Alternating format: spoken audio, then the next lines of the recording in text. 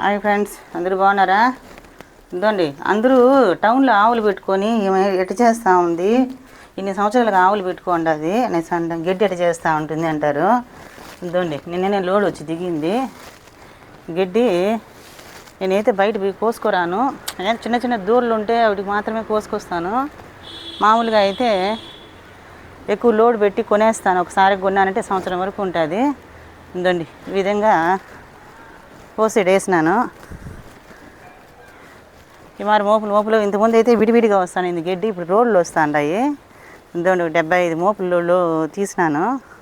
ఇది కనీసం లేదంటే ఒక 6 నెలలు వస్తుంది అంతే. 6 నెలలు వేస్తాను. ఇదండి, మిద్దె పైన తడవకన్నా మిద్దె మీదనే సేఫ్టీగా పెట్టుకున్నాను. ఇంకా దానికి పట్టగట్టేసి కప్పి పెట్టినామంటే వాటికి ఫుడ్ మనకి ఇప్పుడైతే తక్కువ రేటు దొరుకుతుంది. ఈ శివరాత్రి నెలలో ఇప్పుడు మళ్ళీ వస్తారు కాబట్టి ఇప్పుడైతే తక్కువగా దొరుకుతుంది. అన్ సీజన్లో అయితే ఎక్కువ అమ్ముతారు. ఈ బయట కొనాలంటే 200.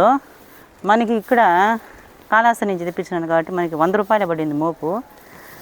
అక్కడి నుంచి తెచ్చుకుంటే మీకు 100 రూపాయలు కలిసి వస్తుంది. ఇదండి, నేనైతే 75 మోపులు తీసుకున్నాను మా ఆవులకి. రోజు అదే ఆహారం వాటికి. ఇదండి తీసి పెట్టినాను.